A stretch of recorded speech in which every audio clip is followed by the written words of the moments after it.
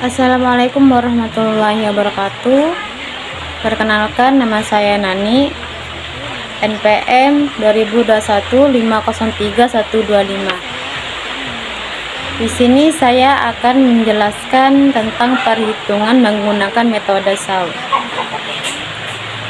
Pada pendahuluan, metode Shaw atau Simple Additive Weighting sering dikenal dengan istilah metode penjumlahan terbobot. Konsep dasar metode Shaw adalah mencari penjumlahan terbobot dari ranting kinerja pada setiap alternatif pada setiap kriteria. Kemudian langkah penyelesaian SAW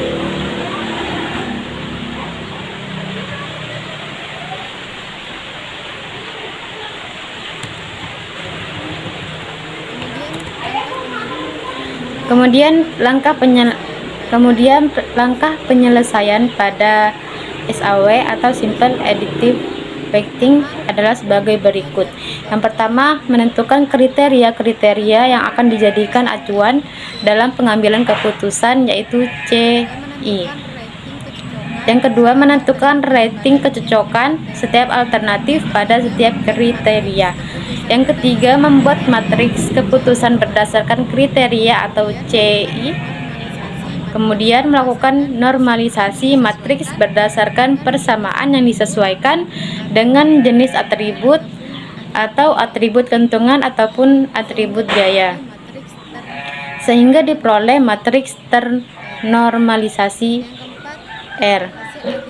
Yang keempat, hasil akhir diperoleh dari proses perankingan, yaitu penjumlahan dari perkalian matriks ternormalisasi R dengan vektor bobot, sehingga diperoleh nilai terbesar yang dipilih sebagai alternatif terbaik, AI sebagai solusi. Kemudian pada pembahasan, SAW adalah salah satu metode dari SPK atau sistem pendukung keputusan yang dapat diselesaikan dengan dari langkah-langkah berikut, yaitu yang pertama, 1. Menentukan kriteria, 2. Menentukan variabel kriteria, 3. Melakukan perhitungan, 3. Melakukan perankingan. Nah, studi kasus yang akan saya bahas adalah seleksi penerima program beasiswa dari pengurus cabang Nahdlatul Ulama atau PCNU Situbondo untuk 3 siswi tingkat atas pada gelombang pertama yang ingin melanjutkan ke tingkat sarjana kepada siswa yang berprestasi maupun dari keluarga kurang mampu. Nah, beasiswa itu dapat diperoleh jika siswa tersebut dapat memenuhi kriteria dan persyaratan yang telah ditentukan.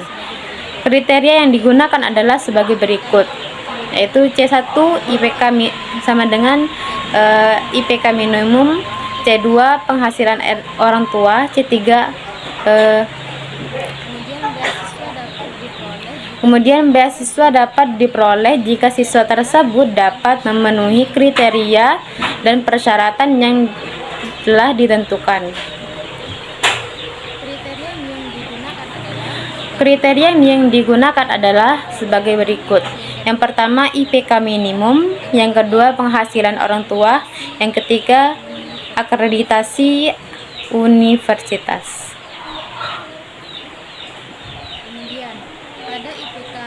Kemudian pada IPK minimum atau C1 itu bersifat benefit atau atribut keuntungan.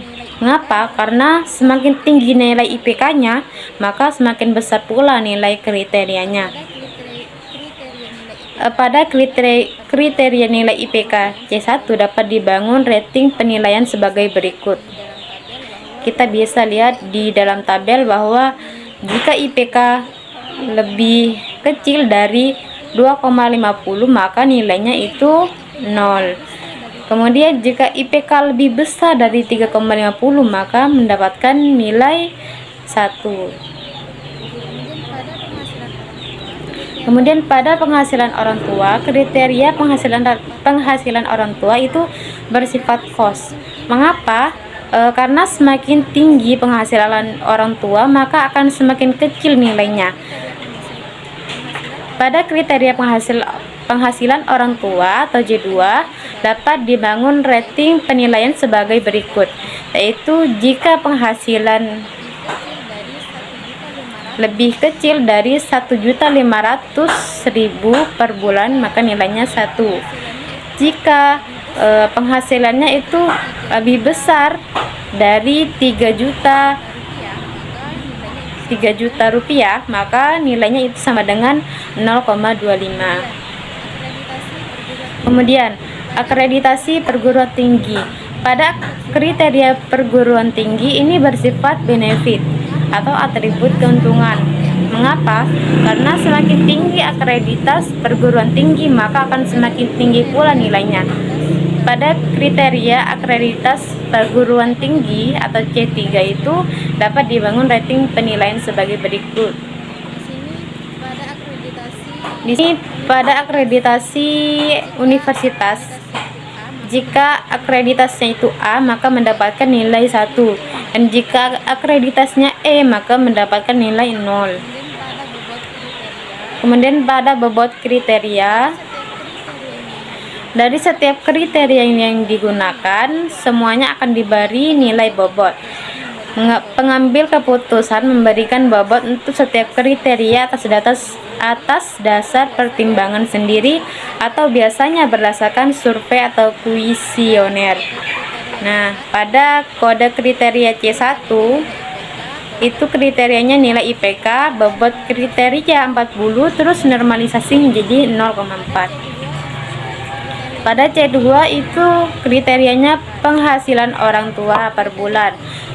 Nah, bobot kriterianya itu 30, kemudian normalisasinya jadi 0,3. Kemudian pada kode kriteria C3, kriterianya itu adalah akreditas perguruan tinggi. Bobot kriterianya itu 30 dan normalisasinya itu jadi 0,3. Jadi jika dijumlahkan bobot kriterianya itu semuanya pas 100. Dan kita langsung saja ke perhitungan.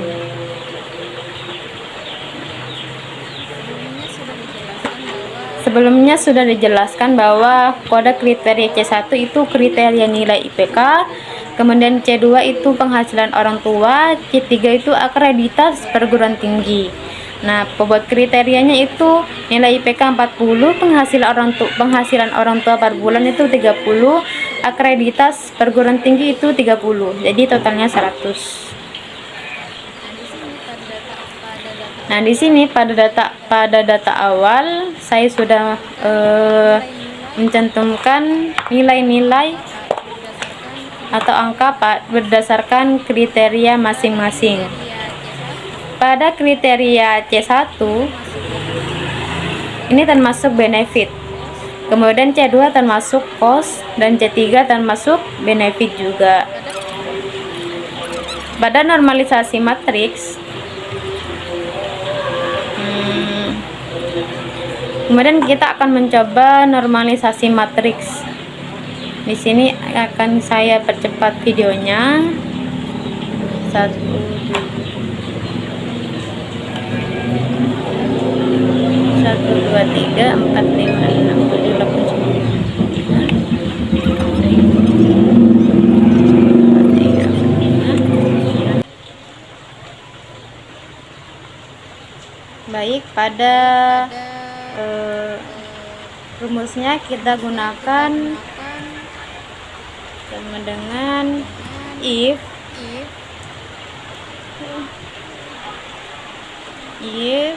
kurung buka jika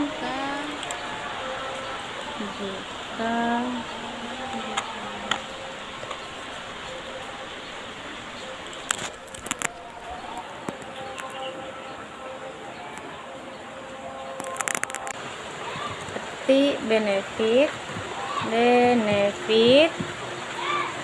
ketik lagi, kemudian titik koma, kemudian di sini kita pakai fungsi absolut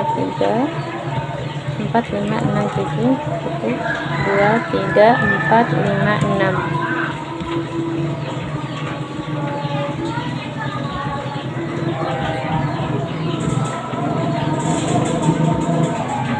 Atau kita cantumkan nama saja,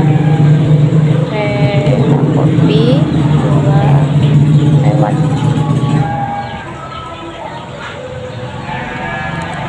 Kita paste. Nah, sudah. Setelah itu di sini kita menghitung rumus. Di sini menggunakan rumus sama dengan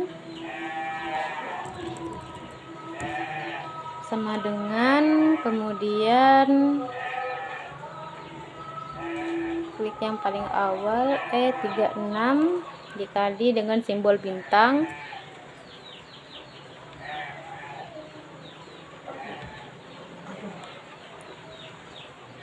Kemudian agar nilainya tidak bergeser ketika nanti kita copy paste, maka kita gunakan fungsi absolut, yaitu dengan menggunakan menggunakan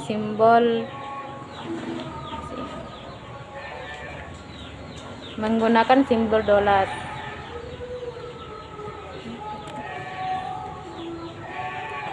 kemudian kita enter,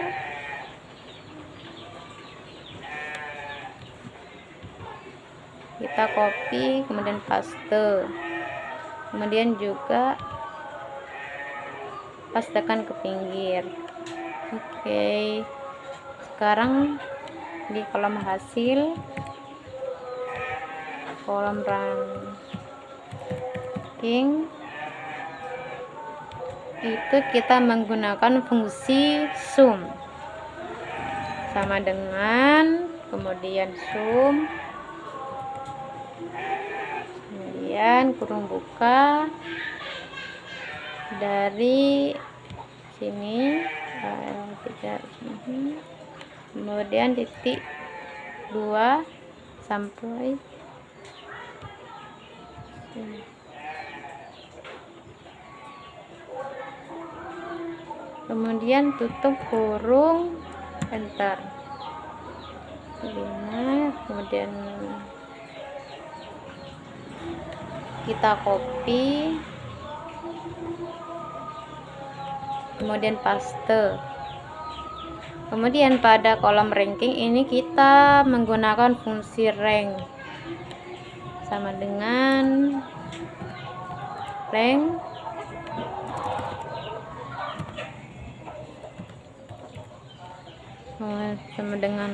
kemudian kurung buka,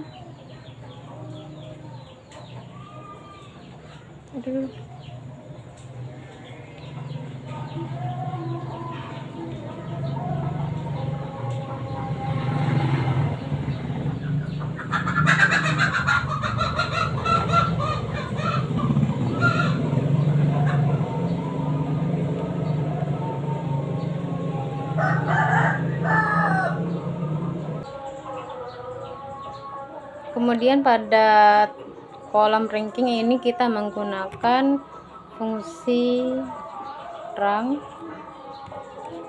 kurung buka. Numbernya dari mana? Numbernya itu dari sini, angkanya itu dari sini. Kemudian titik koma, dimulai dari sini sampai yang paling bawah itu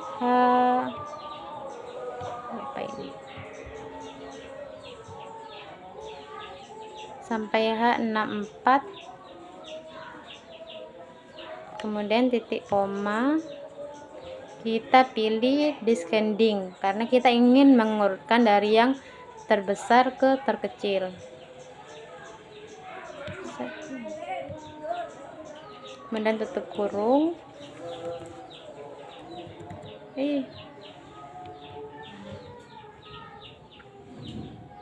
Kemudian di sini kita tambahkan fungsi absolut, di mana itu berfungsi agar ketika kita geser angkanya itu tidak akan berubah.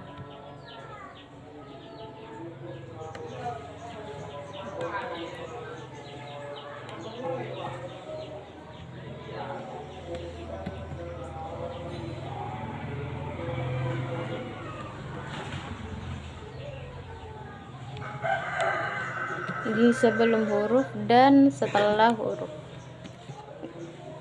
Kemudian kita coba enter. Setelah itu kita copy dan kita paste.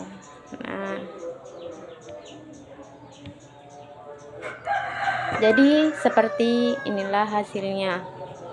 Karena pada pembahasan yang sudah saya paparkan tadi, bahwa penerima pada gelombang pertama itu adalah 3 siswa dengan nilai ranking terbesar. Nah, di sini ada 3 nilai ranking terbesar, yaitu pada nama Feby, kemudian yang kedua juga nama Dina, kemudian nama Ayu, yang nilainya Ayu dan Feby itu sama-sama besar atau setara. Dan sekian penjelasan setara.